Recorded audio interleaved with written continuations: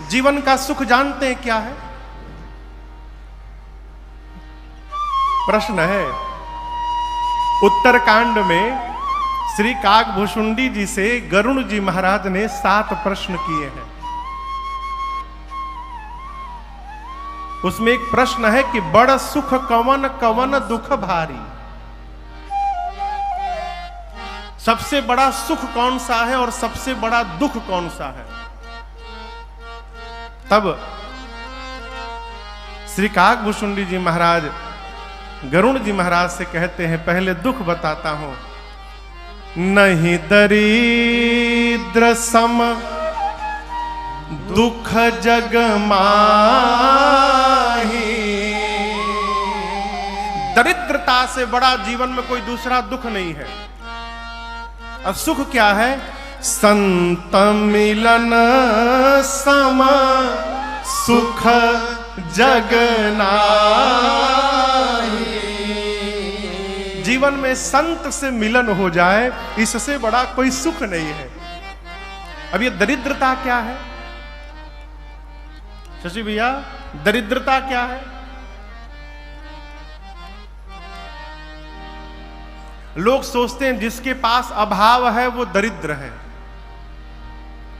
यही ना? लेकिन समझिएगा, दरिद्रता का संबंध अभाव से नहीं है, दरिद्रता का संबंध स्वभाव से।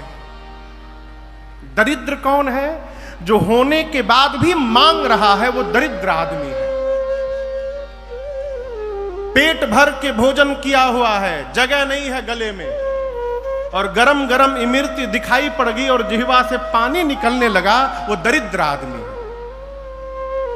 कितनी संपत्ति घर में जमा है उसी को याद नहीं है, उसके बाद भी भगवान के सामने जा रहा है तो हाथ फैला के मांग रहा है, ये दरिद्र आदमी। दरिद्र कौन? जो होने के बाद भी मांग रहा है, वो दरिद्र है।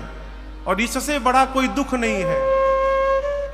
दरिद्रता यदि जीवन में आ गई तो पूरा जीवन मांगने में ही निकल जाएगा, है? पूरा जीवन। और सुख क्या है?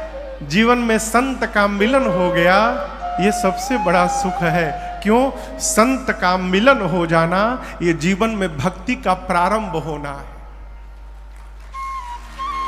राम जी ने जब मेरी मां शबरी को 9 प्रकार की भक्ति बताई, शबरी मैया ने शबरी मैया के गुरु जी ने कहा था कि शबरी, जब राम जी आवे तो उनकी स्तुति करिएगा। भगवान की पूजा कैसे की जाती है? सबसे छोटी विधि है पंचोपचार। स्नान ध्यान भगवान को करा के, सजा करके, तिलक लगाकर, अब गिनिए, धूप पहला, दूसरा दीप, छोटी आरती जिसको कहते हैं, तीसरा नैवेद्य भोग, चौथा प्रधान आरती, और उसके बाद 5वां है भगवान की स्तुति करना। स्तुति में क्या करते हैं? प्रशंसा करते हैं। बहुत सारी स्तुतियां हैं, भय प्रगट कृपाला दीन दयाला, श्री रामचंद्र कृपाल भजमन, जो भी स्तुति आपको याद है। ये सबसे छोटी विधि है पंचोपचार, 5 प्रकार से। गुरुदेव भगवान मतंग ऋषि ने मां सबरी को कहा था कि राम जी आवे तो पांव पखारिएगा, भोग लगवाइएगा, और उसके बाद बेटी उनकी स्तुति करिएगा। शबरी मैया ने पांव पखारा, भोग लगाया, भगवान भोजन किए। जब स्तुति करने की बारी आई, शबरी मैया फंस गई। राम जी बैठे हैं, शबरी मैया हाथ जोड़कर बोली, प्रभु आप ही बताइए ना, के ही विधिया स्तुति करऊं तुम्हारी। प्रभु अधमा जाति में जड़मति भारी। अधमाते अधमा अधम अति नारी, तीन माहू मैं मति मंगल अभारी।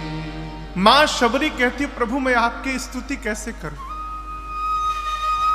अधम हूं मैं, अधम में भी अधम हूं। हे पाप शत्रु, पाप की धरती पर मैंने जन्म लिया है। मैं पढ़ी लिखी नहीं हूं नाथ, मैं गंवार हूं, मति से मंद हूं। मैं आपकी स्तुति कैसे कर पाऊंगी? मैं कुछ नहीं जानती हूं। तब श्री रघुनाथ जी ने मां शबरी से कहा, शबरी, कोई मनुष्य जाति से श्रेष्ठ हो जाए, पाति से श्रेष्ठ हो, धनवान हो, बलवान हो, गुणवान हो, ज्ञानी हो, वैभव से संपन्न हो, परिवार से पुष्ट हो, सब प्रकार से दिव्य हो, उस मनुष्य के पास सब कुछ हो और केवल मेरी भक्ति यदि उसके पास नहीं है तो वो मनुष्य उसी प्रकार है जैसे बिना जल का बादल दिखाई पड़ता है, जिसका कोई अस्तित्व नहीं होता। बिनु जल बारिद देखिए तैसा। जिसके पास मेरी भक्ति नहीं है। राम जी ने कहा, मैं जाति पात कुछ नहीं मानता, मैं केवल एक भक्ति का नाता मानता हूं। मानव एक भगत कर नाता, और आप में नवों की नवों भक्ति है। शबरी मैया बोली, प्रभु मेरे में भक्ति है? राम जी बोले, हाँ आप में है, कि एक भी जिसके भीतर हो वो मुझे उतना ही प्रिय है जितनी सीता जी है। यहां दर्शन करिए, राम जी कहते हैं 9 में से एक भी जिसके पास भक्ति हो, नवमहु एकौ जिनके होई, नारी पुरुष सचराचर कोई, सोई अतिशय प्रिय भामिनी मोरे। राम जी कहते हैं वो मुझे प्रिय नहीं है, अति प्रिय नहीं है, वो मुझे अतिशय प्रिय है। राम जी प्रेम सबको करते हैं, सब मम प्रिय, लेकिन राम जी अति प्रेम सबको नहीं करते हैं। राम जी अति प्रेम अयोध्या में रहने वालों को करते हैं। अति प्रिय मोहि यहाँ के वासी, अवधवासी भगवान को अति प्रिय है। लेकिन राम जी अतिशय प्रेम किसको करते हैं? जनक सुता।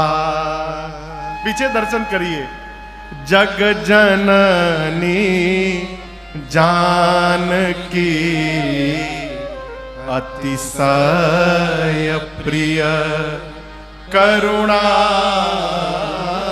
निधान की अतिशय प्रिय। मेरे प्रभु मेरी मां को प्रेम नहीं करते, अति प्रेम नहीं करते। रघुनाथ जी मेरी मां को अतिशय प्रेम करते हैं।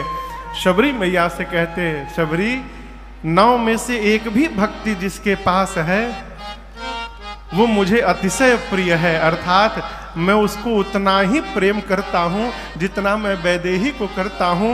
शबरी आप में एक भक्ति नहीं है, आप में नवों की नवों भक्ति विद्यमान है। राम जी ने कहा, और याद रखिएगा जीवन में सब कुछ प्राप्त हो जाए, पद प्रतिष्ठा ऐश्वर्य सब कुछ प्राप्त हो जाए, भगवान की भक्ति यदि प्राप्त नहीं हुई है तो सब प्राप्त होना व्यर्थ।